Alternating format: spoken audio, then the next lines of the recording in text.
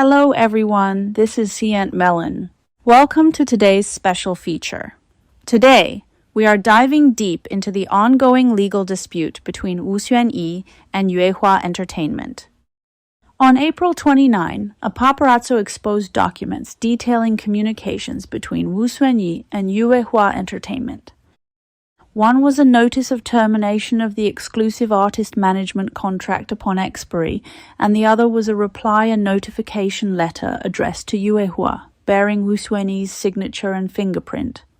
These two documents brought the dispute between Xuanyi and Yuehua Entertainment into the open, revealing a lesser-known side of the company to the public. The first document was signed on the 6th of February, 2026. The notice stated that Xuanyi's management contract with Yuehua Entertainment was due to expire on February 24 of that year, and she formally notified the company in writing that the contract would not be automatically renewed. Xuanyi issued this written notice because her contract with Yuehua contains a renewal clause explicitly stating, "Unless the parties confirm in writing before the contract term expires that this contract shall be terminated upon expiry, the effective period of this contract shall be automatically extended for 1 year." The second document is the reply and notification letter, personally signed and fingerprinted by Xuanyi. In it, she states, "Your company replied that since you have not agreed to terminate the contract has not been terminated and will automatically extend for 1 year. Your company's interpretation of this clause is incorrect." What does this mean? Under Yuehua Entertainment's interpretation, once the contract expires, as long as one party does not agree to terminate it, the contract will automatically renew for 1 year. When that renewed year ends, if either party still disagrees, it renews for another year and so on, endlessly. This completely deprives both parties, especially the artist, of the right to terminate the contract. In essence, this kind of clause locks the artist into a never-ending indentured servitude. A lawyer has pointed out that this auto-renewal clause is a standard form clause unilaterally drafted by Yuehua. It violates the principles of voluntariness, fairness, and good faith under China's civil code, and the company failed to bring it to the artist's attention in a reasonable manner. Therefore, the clause should be deemed invalid. What is even more shocking came to light later. In a video leaked on April 30, Xuanyi's mother was seen negotiating with Yuehua Entertainment's legal staff. In this video, Xuanyi's mother stated that neither she nor Xuanyi had ever seen Xuanyi's performance work contracts. Here is full video. 合同上面说，所有的金质合同都给我们过目，我们从来10年没有看过金质合同。找出依据来，从来没有，从来没有，不是找一次，这我们问你们们也没给。我来问过，来公司找过好多次，说这个是秘密，不给看。10年了，没有看过金质合同，女儿也没有过。我先说他没看，其他人也没有看，没有看，所有都没有看。现在我们问那些经纪公司。 What does this statement from Xuanyi's mother imply? Every piece of work an artist does, including acting, stage performances, and variety shows, requires signing a separate contract with the collaborating party. The fact that Xuanyi has never reviewed these contracts over the past 10 years means that she may have had no idea how much money she was actually earning from each job. Shockingly, Yuehua's legal staff even blurted out, none of the artists have ever seen their individual work contracts.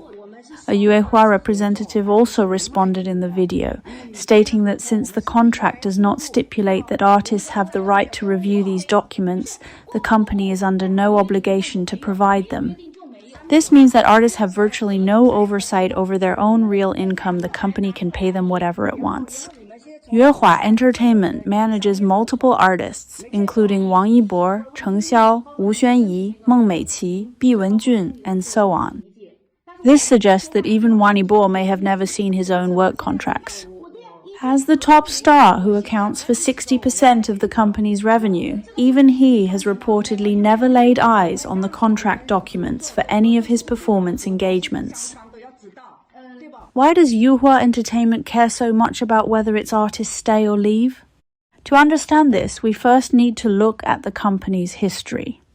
Before 2018, Yuehua had been focused on developing idols. They even sent many artists to train and debut in South Korea Wang Yibor's group Unique, as well as Wu Xuanyi, Meng Meiqi, and Cheng Xiao's group Cosmic Girls all came through this system. However, the domestic market for idols was still limited at the time, so Yuehua was not especially prominent in the industry. That changed in 2018, when domestic group survival shows emerged. Yuehua Entertainment's trainees competed on Idol Producer and Produce 101 China, and several, including Fan Chengcheng, Huang Minghao, Zhu Zhengting, Meng Meiqi. Wu Xuanyi successfully debuted on their respective shows, bringing Yuehua widespread recognition. After that, the explosive success of The Untamed, starring Wang Yibor, catapulted Yuehua Entertainment and its CEO Du Hua into the spotlight. But ultimately, Yuehua Entertainment is still just a talent agency, and its revenue streams are too concentrated. A top-tier artist like Wang Yibor accounts for roughly 60 to 70% of the company's revenue. In 2025, rumors of Wang Yibor's contract expiring directly caused Yuehua's stock price to plummet by 40%. That's why the company didn't hesitate to use stock to keep him in March 2026. Yuehua announced a proposal to grant Wang Yibor 12.5 million restricted share units to persuade him to remain with the company.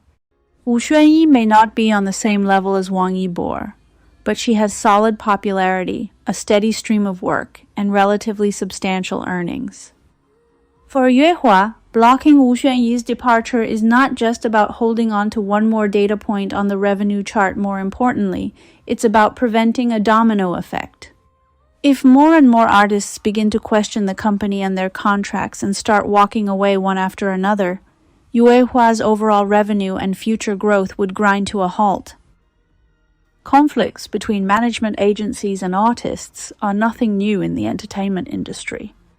Disputes almost always arise when a high-profile artist tries to leave a company. Wu Xuanyi's clash with Yuehua is by no means an isolated case. The dispute between Zhu Jingyi and Star 48 Media is one of the most notable examples in the last 2 years. One of the core points of contention is whether a supplementary agreement was actually signed by Zhu Jingyi herself. Star 48 claims a forensic examination verified her signature was authentic, while Zhu Jingyi's side says the court-appointed forensic expert's conclusion was that it could not be determined whether the signature was written by her. In addition, according to media reports, Star 48 Media has been involved in contract dispute lawsuits with multiple former SNH 48 members. Over the past decade, more than 20 individuals have filed lawsuits to terminate their contracts with Star 48. Zhu Jingyi and Star 48 have been entangled in litigation for nearly 2 years, with the conflict spreading from contractual validity disputes into tax issues. This is because China operates a strict blacklisting system for artists involved in tax evasion.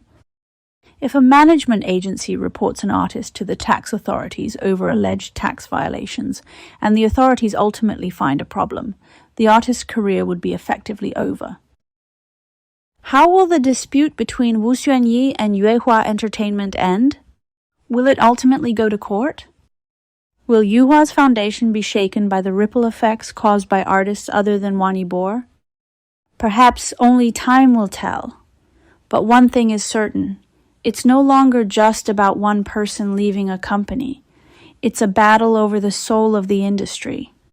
From the signature scandals of Zhu Jingyi to the infinite contracts of Wu Xuanyi, we are seeing the same question over and over again. Is an artist an asset to be owned or a partner to be respected?